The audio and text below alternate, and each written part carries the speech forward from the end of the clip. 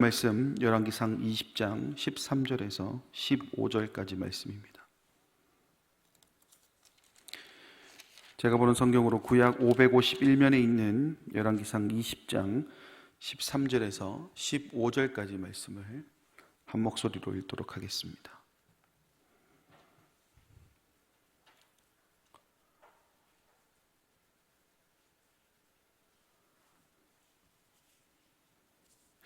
같이 읽겠습니다. 한 선지자가 이스라엘의 아합 왕에게 나아가서 이르되 여호와의 말씀이 내가 이 큰 무리를 보느냐 내가 오늘 그들을 내 손에 넘기리니 너는 내가 여호와인 줄을 알리라 하셨나이다. 아합이 이르되 누구를 통하여 그렇게 하시리이까? 대답하되 여호와의 말씀이 각 지방 고관의 청년들로 하리라 하셨나이다. 아합이 이르되 누가 싸움을 시작하리이까? 대답하되 왕이니이다. 아합이 이에 각 지방 고관의 청년들을 계수하니 232명이요 그 외의 모든 백성 곧 이스라엘의 모든 자손을 계수하니 7,000명이더라. 아멘. 오늘 본문의 말씀은 아합 왕 시대에 북이스라엘이 아람과 세 차례의 큰 전쟁을 치렀는데 그 중에 첫 번째 전쟁, 그 내용을 기록하고 있는 부분입니다.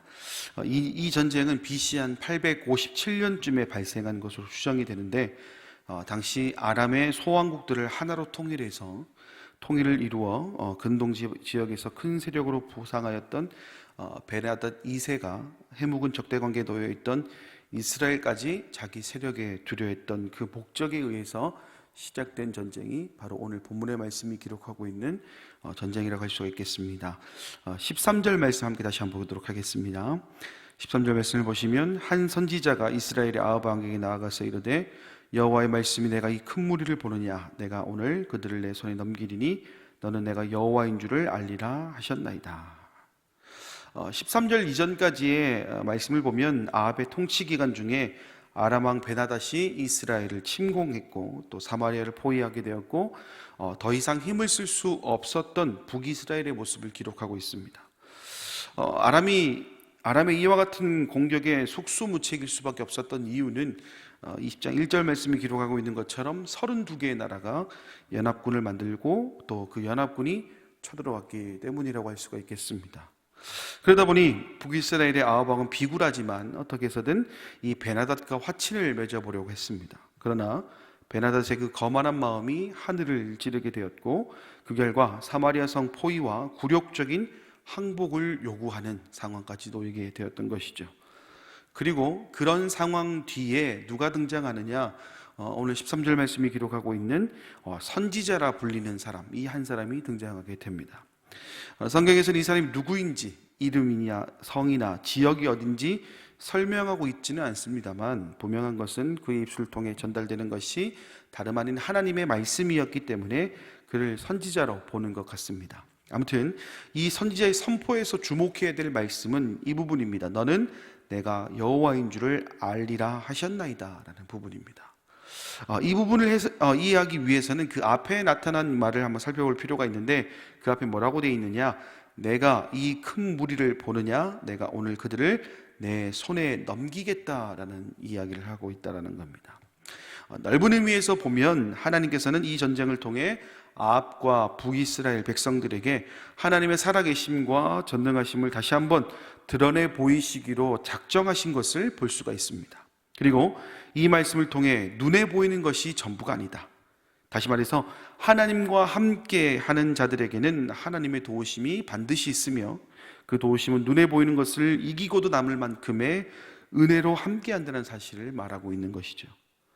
사실 아람과 이 북이스라엘의 전쟁, 그냥 표면적으로 봤을 때는 굉장히 큰 전쟁으로 보이겠지만 역사적으로 봤을 때는 사실 큰 관심과 큰 의미를 보이는 전쟁은 아닙니다. 많은 역사가들의 기록을 보아도 세계사에 큰 영향을 끼친 전쟁도 아니고 그런다고 해서 기억에 남을 만큼의 특별한 점도 없는 것이 이 아람과 이스라엘의 전쟁이었다라는 겁니다. 쉽게 말해서 굉장히 작은 일 중에 하나였다는 거죠. 그 이유는요, 말이 32개 나라의 연합군이지 사실은 소규모 나라들의 연합이었습니다. 다시 말해서 32라는 숫자는 되게 그럴듯해 보이지만 그 실상은 아무것도 아니라는 겁니다. 다시 말해서 오합지졸이라는 거죠. 그러다 보니까 많은 역사가들이 이 전쟁에 주목하지 않습니다. 실제로 오합지졸과의 싸움에 누가 관심을 가지겠냐라는 겁니다.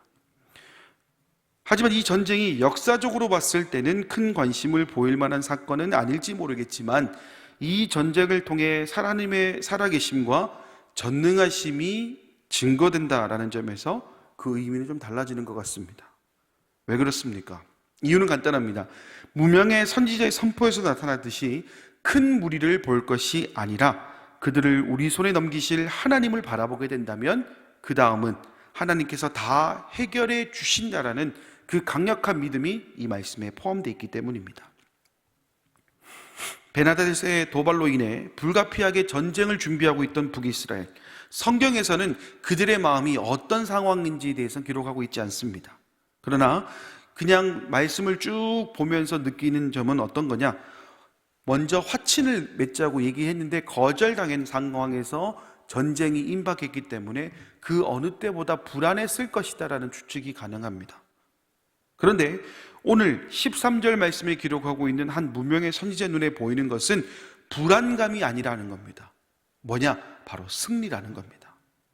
개역개정 성경에서는 번역되지 않았지만요, 히브리어 원어로 이 13절 말씀을 보면 그 시작 부분에 보라라는 뜻을 가진 웨인네라는 단어가 나타나게 됩니다. 그런데 이 웨인네가 어떤 단어냐? 감탄사입니다. 여러분, 불안감을 가진 사람이 무언가 말을 할 때 감탄사를 낸다는 것은 그 마음에 불안감이 있다는 거겠습니까? 없다는 거겠습니까? 없다라는 겁니다. 다시 말해서 이 전쟁이 비록 시작은 두려움과 불안감을 가지고 시작해야 되는 입장이었는지는 모르겠지만 지금부터 시작되는 전쟁은 승리할 것이다. 누구로 인해서요? 하나님으로 인해서 승리할 것이라는 그 확신이 있었기 때문에 이 무명의 선지자 입술을 통해서 나아가는 첫 선포는 감탄사일 수밖에 없습니다. 여러분, 감탄사가 언제 나옵니까? 내가 무언가 이루어야 될 것이 당장 이루어지는 것을 볼 때, 또는 내가 생각지도 못했던 일이 현실로 일어났을 때 가장 먼저 나오는 게 감탄사 아니겠습니까? 지금 무명의 선지자 입술을 통해 나왔다는 것은 뭐냐면 아무도 믿지 않았던 그런 일들이지만 하나님을 믿는 믿음으로 말미암아 그것이 승리로 이어졌다는 것이 이 말씀을 통해 나타나게 된다는 겁니다. 하나님께서 전쟁을 이끄실 것이니 너희는 그런데 보라, 왜 있네, 두려워하지 말고 이 전쟁을 승리로 이끄실 하나님을 바라보라. 오늘 무명의 선지자가 역사하심을, 하나님의 역사하심을 기대하라고 말씀하고 있다는 겁니다. 그 하나님이 어떤 분이십니까? 북이스라엘의 모든 민족이 우상 숭배에 빠진 그 암울한 시대일지라도 바알에게 무릎을 꿇지 않은 7,000명의 선지자들을 예비하셨던 그 하나님, 그 하나님이 바로 오늘 이스라엘 백성과 함께 하시는 하나님이다 라고 성경은 말하고 있습니다. 그리고 그 믿음의 눈이 결국 북이스라엘을 승리로 이끈 놀라운 결과를 맞이하게 되었던 것입니다. 결국 믿음의 눈으로 바라보았더니 덩치만 컸던 오합지졸 베나닷의 군대의 실상을 볼 수 있게 되었으며 마침내 첫 번째 전쟁의 승리를 이루는 쾌거를 경험하게 되었다라는 겁니다. 사랑하는 여러분, 오늘을 사랑하는 여러분은 어떤 시선으로 세상을 바라보고 계십니까? 오늘 본문의 말씀이 기록하고 있는 한 무명의 선지자가 가지고 있는 그 눈으로 세상을 바라보고 계십니까? 아니면 그 눈이 있는지조차 모르는 안타까운 인생을 살아가고 계십니까? 우리가 기억해야 될 것은 무명의 선지자가 소유했던 그 믿음의 눈은 어느 특정한 사람에게만 주어지는, 특정한 사람에게만 내려지는 은혜의 선물이 아니라는 점입니다. 다시 말해서 오늘 본문에 등장하는 한 무명의 선지자, 이것은요 지금을 살아가는 여러분이 될 수 있다는 겁니다. 어떻게요? 믿음의 눈을 가지고 바라본다면, 세상의 눈을 바라보고 세상의 눈을 가지고 바라보는 것이 아니라 믿음의 눈을 가지고, 어떤 믿음이요? 하나님이 우리와 함께 하신다는 그 믿음의 눈을 가지고 바라본다면 이 무명의 선지자의 선포가 단순히 성경에 기록된 선포가 아니라 바로 여러분의 선포가 될 것이며, 그 선포를 통해 이 세상 역시 하나님의 통치하심을 통하여서 그 기대감 이상의 결과를 맞이할 수 있게 된다라는 것입니다. 하나님을 향한 믿음입니다. 그리고 그 이전에 역사하심을 통해 이미 우리와 함께하고 계시며 승리로 이끄신다는 그 사실이 여러분을 그 사실을 믿는 믿음으로 안내해 줄 것입니다. 그렇다는 것은 우리도 이와 같은 믿음을 소유하게 된다면, 이와 같은 믿음의 눈으로 세상을 바라본다면 당장은 암울해 보일지 모르겠지만 왜 힘내 했던 그 감탄사가 여러분의 이야기로 이어지게 될 줄 믿습니다. 그 외인의 축복, 오늘 무명의 선지자가 하나님의 역사하심의 기쁨으로 선포할 수 있던 그 은혜가 성경에만 머무는 은혜가 아니라 여러분의 이야기로 이어지는 축복이 될 줄 믿습니다. 암울한 시기일지라도, 어려움이 눈앞을 가로막고 있다 할지라도, 눈앞에 북이스라엘을 두려움에 떨게 있던 베나닷의 군대가 있다 할지라도 하나님의 시선으로 바라보는 여러분의 삶이 될 수 있기를 바랍니다. 사랑하는 여러분, 지금 여러분의 눈은 어디를 향하고 있습니까? 끊임없이 하나님을 향한 하나님의 믿음을 발견하기 위해 노력하는 삶의 방향으로 나아가고 계십니까? 아니면 아직도 현실에 속아 방향을, 갈피를 잡지 못하는 인생을 살아가고 계십니까? 만약에 갈피를 못 잡는 인생을 살아가고 계신다면 오늘 이 말씀을 통해 다시 한번 다짐할 수 있기를 바랍니다. 그리고 오늘 이 시대는 여러분을 통하여서 하나님의 그 믿음의 결과가 나타나게 될 것입니다. 오늘도 이 믿음 가지고 나아가는, 그리고 이 믿음을 소유하기 위해 우리의 모든 기도의 제목들을 잠시 내려놓고 하나님께 이 믿음을 간구하는 그 기도를 올려드리는 오늘 이 시간이 될 수 있기를 간절히 소망합니다. 기도하겠습니다. 자비로우신 아버지 하나님, 은혜와 사랑을 감사드립니다. 오늘 말씀에서 한 무명의 선지자가 보았던 그것은 세상적 시선이 아닌 하나님의 시선이었습니다. 당장 32개의 나라가 압박해오는 그 어려운 순간에 있다 할지라도 그 눈에 보였던 것은 그 군대의 숫자가 아니라 하나님이었음을 기억합니다. 그리고 그렇게 하나님을 기억하였더니 아무도 생각하지 못했던 그 전쟁의 승리를 맛보았던 북이스라엘의 모습을 기억합니다. 그리고 오늘 이 믿음을 가지고 세상으로 나아갈 우리 가자 공동체의 이야기로 이어지게 될 줄 믿음으로 또한 고백합니다.